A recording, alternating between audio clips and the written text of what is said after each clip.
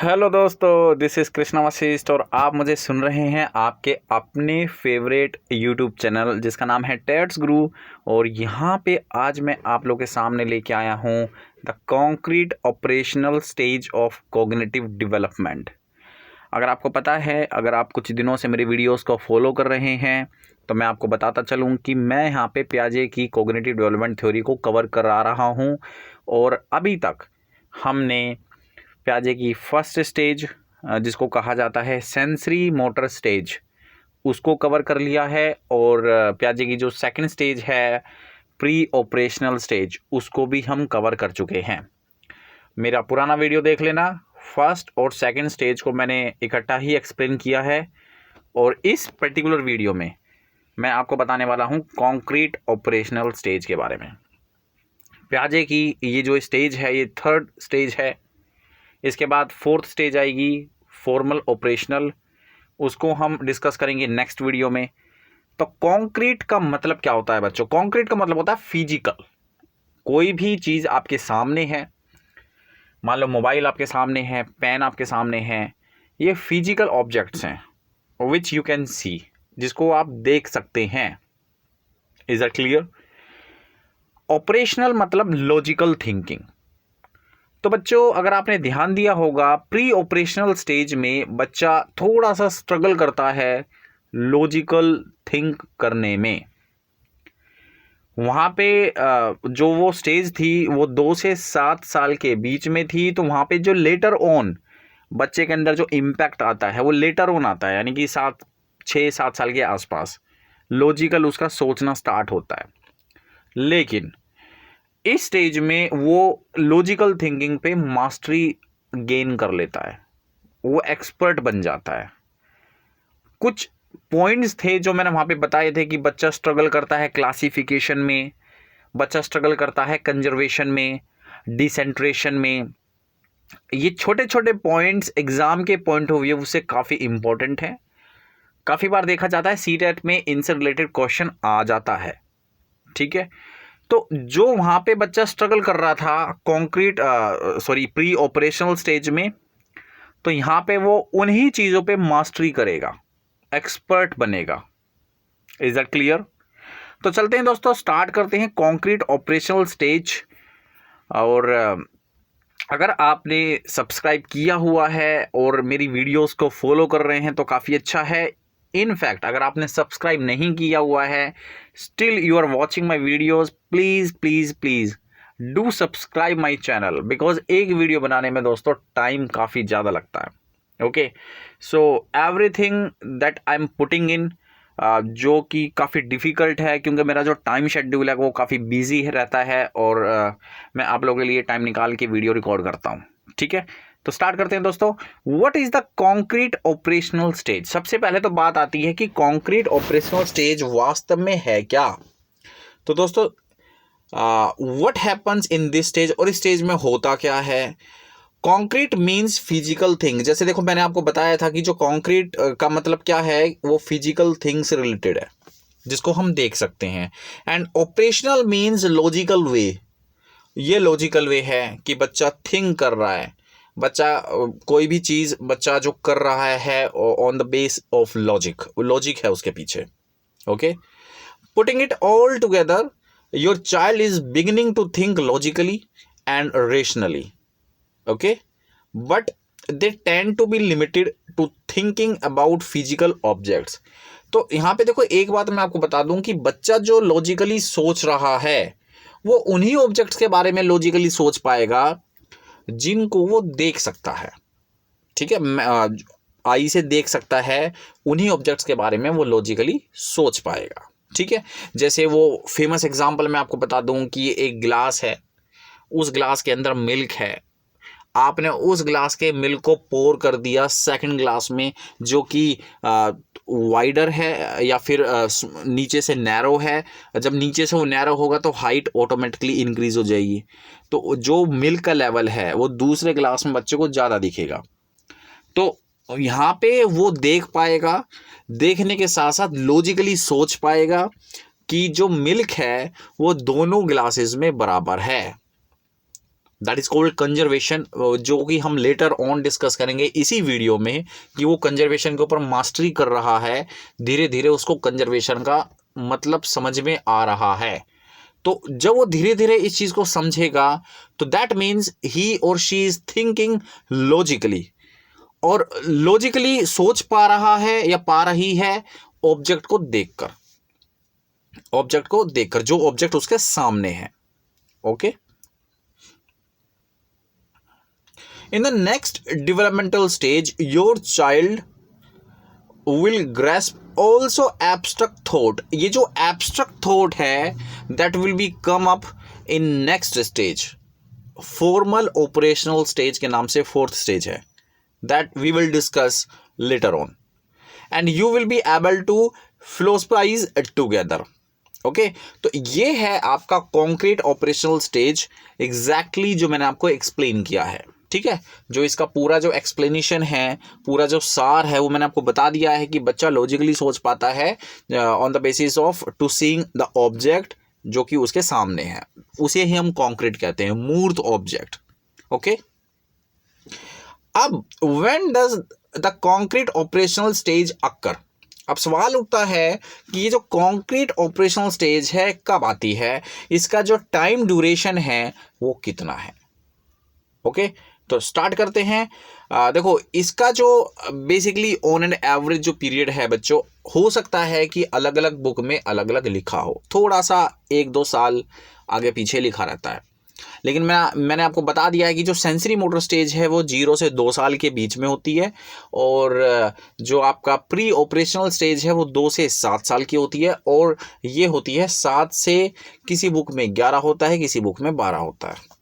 ठीक है, तो इस स्टेज में जो इस ड्यूरेशन में जो बच्चे होते हैं 7 से 11 साल के बीच में, वो कॉन्क्रीट ऑपरेशनल स्टेज में चल रहे हैं। ओके, तो इसका भी मैंने आपको जवाब बता दिया है कि जो टाइम लाइन है वो क्या है। ठीक है, अब हम बात करते हैं बच्चों different characteristics of the concrete operational stage. मतलब जो कॉन्क्रीट ऑपरेशनल स्टेज है इसमें कौन सी कैरेक्टरिस्टिक्स आती हैं। कैरेक्टरिस्टिक बोले तो बच्चों जो मास्टरी, जो कौन सी ऐसी विशेषताएं हैं जिनमें वो मास्टरी गेन करता है, और यहाँ से डेफिनेटली क्वेश्चन पूछा जाता है, किसी भी एक स्टेज का वो कोई भी कैरेक्टरिस्टिक आपसे पूछ सकता है और हमेशा आता है। ठीक है, हो सकता है वो फर्स्ट स्टेज हो, सेकंड हो, थर्ड हो या फोर्थ हो। तो ये पॉइंट्स बड़े ही इंपॉर्टेंट है। यहाँ पे लिखा हुआ है, एक बार पढ़ लेते हैं इसे। So what's in store for you both over the next 4 years? Here is a list of the main characteristics of the pivotal stage of the development. Just for fun, we have listed them in alphabetically order. Okay, जो कि बच्चों की logical thinking को enhance करती हैं। ठीक है, तो स्टार्ट करते हैं दोस्तों। पहली जो कैरेक्टरिस्टिक है which is very very important, वो है क्लासिफिकेशन। क्लासिफिकेशन क्या है? क्लासिफिकेशन मतलब वर्गीकरण करना। मतलब अगर बच्चे के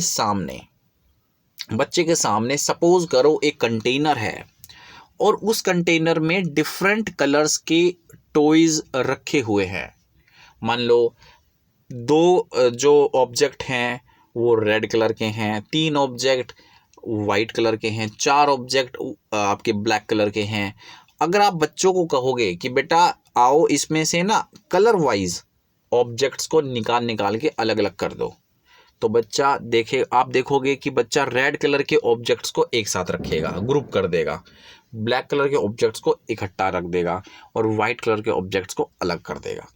इसे बोलते हैं क्लासिफिकेशन, कि बच्चा क्लासिफाई कर पा रहा है। ठीक है, आइए पढ़ लेते हैं। There are 2 parts to the classification. One is sorting things into categorise. ठीक है, your child already groups flowers and animals into 2 separate categories. ठीक है, कि बच्चा ऑलरेडी ये चीज समझ जाता है कि भाई ये फ्लावर्स हैं और एनिमल्स हैं, बट बच्चों फ्लावर्स के अंदर भी सब कैटेगरीज होती हैं। मतलब फ्लावर एक तरीके का थोड़ी ना होता है, रोज फ्लावर होता है और फ्लावर के मतलब चमेली का एक फूल होता है, काफ़ी सारे फ्लावर्स होते हैं, कमल होता है, लोटस। तो इनके फ्लावर्स के अंदर भी सब क्लासेस हैं इनकी। तो बच्चा उस चीज़ को सीखता है। मोटे मोटे तौर पे तो उसको पता है कि भाई ये फ्लावर है, ये एनिमल है, ये बर्ड है, बट उसके अंदर भी तो कैटेगरीज होती हैं, बर्ड की भी अंदर, एनिमल्स के अंदर भी कैटेगरीज होती हैं, तो वहाँ पे उस स्किल्स को वो जो है गेन करने की कोशिश करता है इस टाइम पीरियड के अंदर। Is that clear?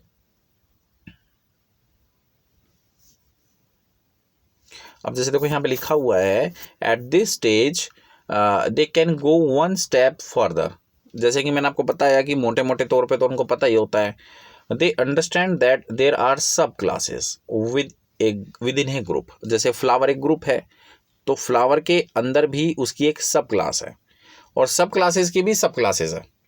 ठीक है, अगर आप बायो में पढ़ते होंगे तो काफ़ी सारा इनके पार्ट्स हैं, तो काफ़ी सारे पार्ट्स हैं, काफ़ी सारी क्लासेस हैं, तो उनके अंदर बच्चा समझने की कोशिश करता है। Like yellow and red flowers, आपको पता है कि कुछ फ्लावर रेड होते हैं, कुछ फ्लावर येलो होते हैं, और animals that fly and animals that swim.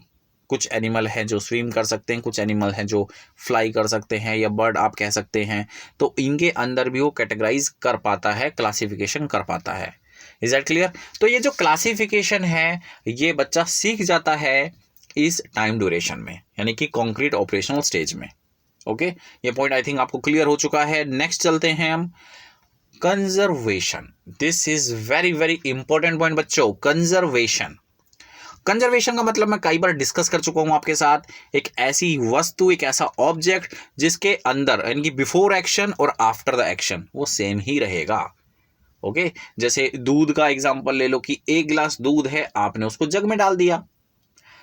अब जग में जितना दूध आया है वो ग्लास के दूध के बराबर ही तो था ना, मतलब नथिंग यू ऐड और nothing you take away from the matter, तो दैट विल बी कांस्टेंट, वो कांस्टेंट ही रहेगा। इसे बोलते हैं कंजर्वेशन। इसका मतलब वो यहाँ पे समझता है। अब ये जो मिल्क वाला एग्जाम्पल है, बड़ा फेमस एग्जाम्पल है, मैंने काफ़ी बार डिस्कस किया है अपने यूट्यूब चैनल पर, और जितनी भी बार मैंने प्याजे की थ्योरी करवाई है, आई थिंक ये 3rd टाइम है, और यहाँ पे भी मैं एक्सप्लेन कर रहा हूँ कि एक गिलास के अंदर दूध है, और आप जो है उस दूध को एक दूसरे छोटर ग्लास में डाल दो, या फिर दूसरे ग्लास में डाल दो, तो वो जो क्वांटिटी है, जो अमाउंट है मिल्क का, दैट विल बी सेम, वो सेम ही रहेगा। ये मतलब होता है कंजर्वेशन। ठीक है, आइए पढ़ लेते हैं। This is the understanding that something can stay the same in quantity even though it looks different. मतलब डिफरेंट दिखने के बाद भी वो सेम ही रहेगा। मतलब डिफरेंट का मतलब क्या है कि जो दूसरे ग्लास के अंदर हो सकता है कि वो थोड़ा सा नैरो कर दिया है, जब नैरो करेंगे तो हाइट उस ग्लास की बढ़ जाएगी, और हाइट बढ़ जाएगी तो जो मिल्क की हाइट है वो भी इंक्रीज हो जाएगी। बच्चे को दिखेगा कि भाई मिल्क का लेवल यहाँ पे बढ़ा हुआ है, तो हो सकता है कि यहाँ पे ज़्यादा दूध है और पहले वाले ग्लास में कम दूध था। लेकिन इस स्टेज में आके, यानी कि प्री ऑपरेशनल स्टेज में, वो कंफ्यूज हो जाता था, तो वो कहता था कि जो नैरो वाला ग्लास है, जिसकी हाइट ज़्यादा है, उस ग्लास में दूध ज़्यादा है, और बच्चा पॉइंट भी इसी पॉइंट को एक्सप्लेन करता था कि इसकी हाइट ज़्यादा हो गई है। यहाँ पे मैंने अपनी लास्ट वीडियो में बताया है आपको। बट इस स्टेज में अगर आप दोगे उसे, तो वो जो है, अगर आप पूछोगे कि बेटा किस ग्लास के अंदर दूध है ज़्यादा है, तो वो बोलेगा कि सेम है। वो इस चीज़ को समझ जाता है। Okay, that ball of play duff is the same amount whether you squash it flat or roll it into a ball।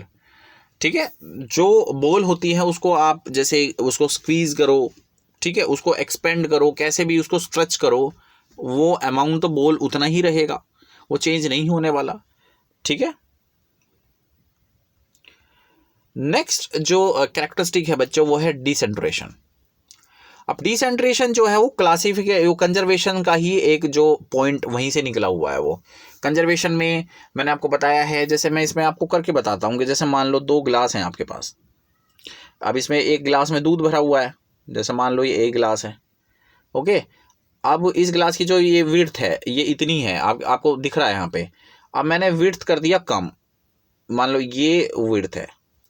अब विड्थ देखो कितने कम कर दिया, लेकिन हाइट तो इंक्रीज होनी है। अब ओके, अब इसमें मिल्क भरा हुआ है, ये बी गिलास है, तो बच्चे को दिखाओगे, प्री ऑपरेशनल स्टेज में वो कंफ्यूज था, वो बोलेगा कि बी गिलास के अंदर मिल्क ज़्यादा है। लेकिन यहाँ पे वो समझ चुका है कि भाई जो है भाई बी ग्लास और ए ग्लास दोनों के अंदर सेम मिल्क है, क्योंकि दोनों की जो क्वांटिटी है वॉल्यूम लेने की वो इक्वल है, ठीक है। तो दोनों के अंदर सेम अमाउंट ऑफ मिल्क है। तो डिसेंट्रेशन का पॉइंट यहाँ पे क्या है, देखो दोनों के अंदर सेम अमाउंट का मिल्क है, ये तो कंजर्वेशन है बच्चों, कंफ्यूज मत होना, ये कंजर्वेशन है। लेकिन डिसेंट्रेशन क्या है कि देखो अगर आपने अगर आपको याद है लास्ट वीडियो में मैंने आपको क्या बताया था कि अगर बच्चे से पूछा जाए कि भाई सेम अमाउंट, ये जो बी ग्लास है इसके अंदर मिल्क ज़्यादा है क्यों, अगर बच्चे से एक क्वेश्चन पूछा जाए तो बच्चा जवाब देगा कि इसकी ना हाइट ज़्यादा है, इसकी हाइट ज़्यादा है, बच्चा ये जवाब देगा। अब यहाँ पे देखो हाइट भी ज़्यादा है, ठीक है बच्चा सही कह रहा है, लेकिन विड्थ भी कम है। यहाँ पे दो एस्पेक्ट हो गए, हाइट एंड विड्थ। अब डिसेंट्रेशन में पहले वो स्ट्रगल क्यों कर रहा था, सेकंड स्टेज में वो केवल हाइट बोल रहा था कि यहाँ पे हाइट ज़्यादा हो गई ग्लास की, तो अगर मिल्क की हाइट ज़्यादा है तो इट मीन्स यहाँ पे ज़्यादा मिल्क है। लेकिन यहाँ पे विड्थ भी तो कम है ना, वो इस पॉइंट को नहीं समझ पा रहा कि विड्थ अगर कम हो गई तो हाइट ज़्यादा हो गई। आप समझ रहे हो मेरी बात को। तो यहाँ पे there are two aspect of the dimension, वहां पे केवल वो वन वे थिंकिंग सोच रहा है, केवल एक ही पर्सपेक्टिव से उसको सोच रहा है, हाइट के पर्सपेक्टिव से, उसने विड्थ के पर्सपेक्टिव से अभी तक सोचा ही नहीं है। तो यहाँ पे क्या है, यहाँ पे वो इस चीज को मास्टरी कर लेता है कि भाई हाइट, क्योंकि हाइट इसी वजह से ज्यादा हुई है क्योंकि विड्थ कम हो गई है ग्लास की, तो वो ना दोनों एस्पेक्ट को कंसीडर कर रहा है। इसे बोलते हैं बच्चों डिसेंट्रेशन। आपको क्लियर हुआ डिसेंट्रेशन क्या होता है? आई थिंक आपको क्लियर हो गया होगा, ठीक है। तो टाइम वेस्ट ना करते हुए चलते हैं नेक्स्ट स्लाइड पर। देखो यहाँ पे भी डिसेंट्रेशन आ गया, चलो कोई बात नहीं। रिवर्सिबिलिटी, तो ये स्टेज के अंदर बच्चा रिवर्सिबिलिटी भी गेन करता है, वहां पे भी मास्टर बन जाता है। रिवर्सिबिलिटी मतलब बच्चों देखो इसमें एक परफेक्ट एग्जांपल लिखा हुआ है, एक एग्जांपल मेरे को काफी अच्छा लगा। This involves an understanding that action can be reversed, कि जो एक्शन है वो रिवर्स किए जा सकते हैं। जैसे कि short of like mental gymnastics, your child can figure out that your car is an Audi and Audi is a car and car is A vehicle, ठीक है। देखो your car is an Audi, ये तो one way thinking होगी कि भाई आपकी car Audi है, ओके। अब इसका उल्टा कैसे है कि ऑडी इज ए कार, इसका उल्टा तो यही है ना, ऑडी इज ए कार। तो ओडी कार है तो बच्चा इस वे से भी समझ सकता है कि भाई अब यहाँ पे वो ये चीज सोचेगा कि हाँ हम ऐसे भी कह सकते हैं कि your car is OD, your car is a OD, और हम इस स्टेटमेंट को ऐसे भी कह सकते हैं कि ओडी इज ए कार। तो मतलब उल्टा करके भी वो स्टेटमेंट का अर्थ निकाल पा रहा है, ये चीज वो अच्छे से समझ लेगा इस स्टेज में। और एक दो इन्फॉर्मेशन और जोड़ लेगा कि and car is A vehicle, और कार एक व्हीकल है, ठीक है। तो इस तरीके से भी वो किसी भी स्टेटमेंट को रिवर्स में करके उसका यूज कर सकता है विद मीनिंग, विदाउट मीनिंग नहीं, विद मीनिंग। और इसके साथ जैसे मैथमेटिकली ले लो 7 + 3 10, तो 3 + 7 भी 10 ही होगा। आप इसको कंजर्वेशन भी कह सकते हैं या फिर इसको रिवर्सिबिलिटी भी कह सकते हैं कि बच्चे ने रिवर्स कर दिया, ठीक है। तो ये है रिवर्स, ओके। नेक्स्ट हम बात करते हैं सीरिएशन की। ये भी बहुत ही इंपॉर्टेंट पॉइंट है seriation. It's all about mentally sorting a group of things into some sort of order, mentally उस चीज को कर पाएगा। Now your child can sort from the tallest to the shortest, मतलब अगर आपने उसको कोई शॉर्ट मतलब कैटेगराइज करने के लिए उसको बोला है कि भाई हाँ सबसे पहले टोल को रखो, उसके बाद उससे छोटा रखो, उसके बाद उससे छोटा रखो, और सबसे एंड में आना चाहिए शॉर्टेस्ट, तो वो इस चीज को अरेंज कर पाएगा, वो इस चीज को अरेंज कर देगा कि सबसे पहले टोल, उसके बाद उससे छोटा, उसके बाद उससे छोटा, उसके बाद उससे छोटा, और सबसे एंड में सबसे छोटा। तो हाइट वाइज वो गेन कर पाता है, यहाँ पे ये स्किल उसके अंदर आ जाती है। या फिर थिनेस्ट टू वाइडेस्ट, कि सबसे पहले पतला रखो, उसके बाद उससे मोटा, उसके बाद उससे मोटा, उसके बाद उससे मोटा, और एंड में वाइडेस्ट कर दो, यानी को थिकेस्ट कर दो। तो इस तरीके की वो ऑर्डर वाइज कैटेगराइज कर सकता है, इसे बोलते हैं सीरिएशन, ठीक है। तो बच्चों ये कुछ पॉइंट्स थे जो कि मैंने आपको बताया। आई होप कि ये चीज़ें आपको समझ में आ गई होगी। यहाँ पे एक पॉइंट नहीं लिख रहा, देखना एक बार, लेट मी थिंक।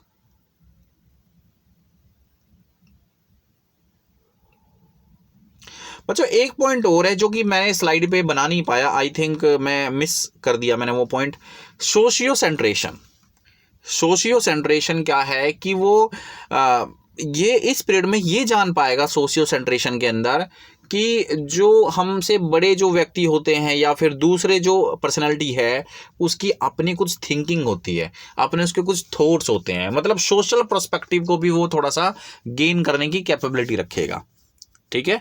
सोशियो सेंट्रेशन कि जैसे मान लो मदर है तो मदर की भी एक जो है फीलिंग है, उसकी भी एक थिंकिंग है। जैसे इसका सबसे बड़ा एग्जांपल मैं देता हूँ, बढ़िया सा एग्जांपल देता हूँ मैं, कि जैसे मान लो एक मदर है या फादर है बच्चे का, वो काफ़ी थका हुआ घर आया है और जैसे ही वो घर आया है तो वो सोफे पे लेट गया और उसने ब्लैंकेट ओढ़ लिया। ठीक है, ब्लैंकेट से अपने आप को कवर कर लिया। अब बच्चे को ब्लैंकेट की ज़रूरत है, वो आएगा देखेगा तो वो उसको ब्लैंकेट की ज़रूरत है तो वो लेगा नहीं, क्योंकि वो मेंटली ये सोचेगा या इमोशनली ये सोचेगा कि यार मेरे फादर आए हैं, वो थके हुए हैं, उनको ज़्यादा ज़रूरत है, तो ब्लैंकेट आपसे वो नहीं लेगा। इसे बोलते हैं सोशियो सेंट्रेशन। ठीक है। तो ये करैक्टरिस्टिक भी बच्चों इस यहाँ पे बच्चे के अंदर आती है इस कॉन्क्रीट ऑपरेशनल स्टेज में। तो ये कुछ करैक्टरिस्टिक्स मैंने आज आपको बताई हैं, conservation, decentration, seriation, socio centration, classification. ये काफ़ी इंपॉर्टेंट पॉइंट्स हैं और इन्हीं पॉइंट्स को लेके वो एग्ज़ाम में आपसे पूछेगा क्वेश्चन। ठीक है। तो आई होप कि आपको ये स्टेज मैंने क्लियर करा दी है और नेक्स्ट वीडियो में मैं आपको पढ़ाऊँगा जो फोर्थ स्टेज है फॉर्मल ऑपरेशनल वाली, उस स्टेज के अंदर हम बात करेंगे। मिलते हैं नेक्स्ट वीडियो में। थैंक यू वेरी मच इस वीडियो को देखने के लिए। धन्यवाद दोस्तों।